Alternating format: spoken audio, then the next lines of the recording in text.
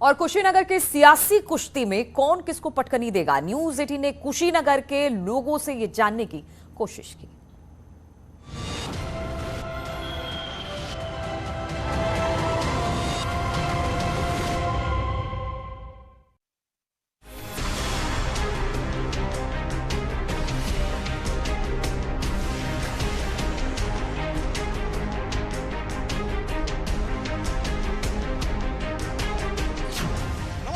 शहर शहर चुनावी सफर आ पहुंचा है गौतम बुद्ध की महापरिनिर्वाण स्थली कुशीनगर में। जी हाँ, कुशीनगर वो जिला है जहां से तमाम कद्दावर नेता आरपीएन सिंह, स्वामी प्रसाद मौर्य ऐसे कद्दावर नेता हैं जो यहां से राजनीतिक माहौल को अक्सर गरमाते रहते हैं। अब सवाल यहां पर यह कि 2022 में यहां के सियासी दंगल में कौन किस पर भारी पड़ने वाला है और यहां की ये जनता, तमाम राजनीतिक दलों के लोग इस बार कौन से मुद्दे पर वोट देंगे और किसको जिताएंगे, किसकी हार होगी और किसकी जीत। लेकिन सवाल ये कि मुद्दा क्या होने वाला है और भारतीय जनता पार्टी इस बार किन मुद्दों पर चुनाव लड़ रही है। भारतीय जनता पार्टी पिछले 5 सालों में किए गए अपने विकास के मुद्दे पे, सुशासन के मुद्दे पे, राष्ट्र प्रथम के मुद्दे पे चुनाव लड़ने जा रही है। ये जो किया है पूरा उत्तर प्रदेश की जनता और कुशीनगर की जनता देख रही है और परिणाम 10 मार्च को आने वाला है। उत्तर प्रदेश की जनता और कुशीनगर की जनता बदलाव चाहती है। जितने इन्होंने मुद्दे गिनाए हैं कि मैंने ये किया है, आने वाले दिनों में इस देश का और उत्तर प्रदेश का सब लोग देख रहा है। और कुशीनगर और रामकोला और कसिया और हर 7 विधानसभा की जनता 10 मार्च 3 तारीख को जवाब देने जा रही है। बसपा की सरकार में आपने चाहे रोडवेज बस डिपो हो, जिला औद्योगिक प्रशिक्षण संस्थान हो, महामाया आईटी पॉलिटेक्निक हो, इंटरनेशनल एयरपोर्ट हो, उसके अलावा आप लोगों ने इस अंबेडकर गांव के तहत सदर विधानसभा पडरौना में विभिन्न गांवों को अंबेडकर गांव करके शहर मॉडल बनाने के काम किया। चलिए, आप बता रहे सूरत बदल दी, क्या लगता है भैया, तस्वीर बदल पाई है कुशीनगर की? बदल गई है तस्वीर। क्या हो गया? बहुत कुछ हुआ है। बताइए। सुशासन चल रहा है, गुंडाराज खत्म हो गया, माफिया राज खत्म हो गया, बाबा का बुलडोजर चल रहा है पूरा। ये बुलडोजर की बात कर रहे हैं, कानून व्यवस्था का राज या प्रशासन क्या होता है, इसको अगर सीखना है तो बहन जी के शासनकाल से सीखना चाहिए। बाकी जो एनसीआरबी की रिपोर्ट है ये भी आप देख चुके हैं। अब मैं ज़्यादा कुछ नहीं कहूँगा, हमारा मुद्दा यही था, स्थानीय मुद्दा है। तो ये बंधु छपरा की बात अभी एक बार हो चुकी है, जिसमें केवल लापरवाही की वजह से करीब 17 अफसरों को बर्खास्त किया था बहन जी ने। और अफसर जो है हनुमान चालीसा लगता है पढ़ने जब बहन जी का शासनकाल आता है। हाँ, बताइए आप क्या कहते हैं, क्या है मुद्दे इस बार? इस बार मुद्दा जो है राम मंदिर बन गया और मथुरा मंदिर बनने वाला है, एम्स बन गया है, मेडिकल कॉलेज चालू हो गया है, यहाँ पे एयरपोर्ट चालू हो गया है और इसके अलावा सड़कें भी चकाचक हैं। बिल्कुल, आप थोड़ा सा पडरौना शहर से बाहरी सड़कों पर जाकर देख लीजिए कितना विकास हुआ है। स्वामी प्रसाद मौर्य जी जब बहन जी तो कह रही है समाजवादी पार्टी की सरकार में विकास हुआ था। स्वामी प्रसाद मौर्य जी भी जस्ट भाजपा में थे, अब ना समाजवादी पार्टी में आए हैं। भाजपा का चेयरपर्सन यहाँ बैठा हुआ चेयरमैन है। आप थोड़ा सा बगल में भी जाके शूट कर लीजिए, सड़कों का हालत देख लीजिए। बिजली कटौती यहाँ पहले से ज्यादा हो रही है, यही तो विकास हुआ है। यहाँ के लोग परेशान हैं, समाजवादी सरकार भी रही है, इसीलिए तो मैं कह रहा हूँ कि एक बदलाव ले आइए।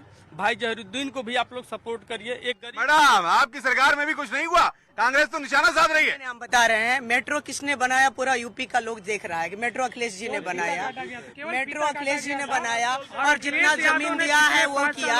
और उत्तर प्रदेश की जनता अभी देखिए, मेरी बात सुनिए, अभी उत्तर प्रदेश में जितने भी युवाओं के एग्जाम हुए हैं, पेपर लीक हुए हैं और अभी करोड़ों बच्चों को पीठ से चमड़ी छिना दिया गया है और बच्चों के जीवन को, जिंदगी को छीन लेने वाली भाजपा पार्टी है।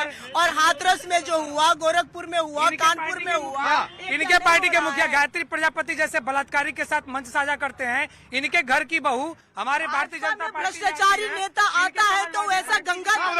मैं बीजेपी और समाजवादी के लोगों को बताना चाहता हूँ, 5 साल इनके कार्यकाल पूर्ण बहुमत के रहे सरकार और समाजवादी की भी सरकार रही। मैं बताना चाहता हूँ, इस पडरौना सदर विधानसभा पडरौना के साथ साथ 7 विधानसभा में अगर काम हुआ है। बताइए, आप बताइए क्या मुद्दा क्या है? पडरौना सरकारों से नहीं परेशान है, पडरौना यहाँ के अयोग्य जनप्रतिनिधियों से परेशान है। पडरौना ने हर दल के नेताओं को मौका दिया है। एक विशेष आग्रह आपसे, मेरी पूरी बात सुन लें। इस विधानसभा चुनाव में मैं निर्दलीय प्रत्याशी हूं, लेकिन मैंने एफिडेविट देकर अपने को असली नोटा घोषित किया है। चूंकि ईवीएम मशीन के नोटा में इतनी ताकत नहीं होती कि वो सबको हरा सके। पडरौना की जितनी जनता है, पडरौना के जितने मतदाता हैं, वो कहते हैं कि पार्टी ठीक है, लेकिन जितने अयोग्य भ्रष्ट लोग हैं जो राजनीति को धंधा समझते हैं, 25 लाख लगा के 25 करोड़ कमाने का ख्वाब देकर राजनीति में आते हैं, उनको जनता हराना चाहती है। कई विगत सालों से यहाँ पडरौना में चीनी मिल बंद पड़ी है, जिसके लिए अभी नहीं यहाँ पे कि जितने भी नेता है कोई उसके लिए कोई कुछ नहीं किया। लेकिन पडरौना के एक निर्दल प्रत्याशी है जो अंशुमान बंका ने पडरौना से दिल्ली पद यात्रा किया था इस शुगर मिल को चलवाने के लिए। और कहते हैं ना कि अपने यहाँ की जो ये प्रधानमंत्री एक ग्राम सभा को गोद लेने के लिए अंशुमान बंका ने बिना किसी पद पे रहते हुए एक गाँव को गोद लिया है जो बिशनपुरा ब्लॉक में पड़ता है। और उन्होंने अभी ये कोरोना काल में देख लीजिए, कोई प्रत्याशी जो जितने लोग खड़े हुए हैं इसमें से कोई बता दे कि कौन ऐसा प्रत्याशी है जो पडरौना में कोरोना काल में किया है। चलिए कोरोना काल की बात करेंगे। बताइए क्या मेरा कांग्रेस पार्टी से एक सवाल है। कांग्रेस पार्टी के नेता आदरणीय, मैं उन्हें आदरणीय कहूंगा, राहुल गांधी जी से सवाल है। वो कोर्ट के ऊपर जनेऊ पहनते हैं।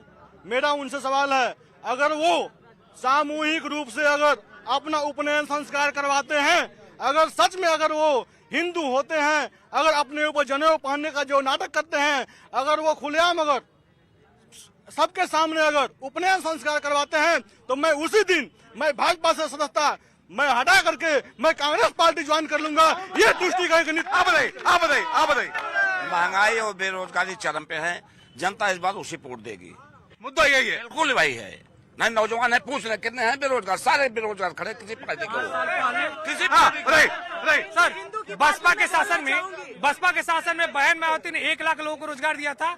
1,93,000 सपा सरकार ने दिया, और अकेले योगी जी की सरकार में 4.5 लाख से ज्यादा 4.5 लाख रोजगार। 4.5 ये सब जुमला है, ये सब 15 लाख भी तो अब कहा गया था, मिला क्या? 2 करोड़ नौकरी कहने को दिया गया तो मिला क्या? इन 7 सालों में क्या किया बीजेपी? मैं बताती हूँ आपको।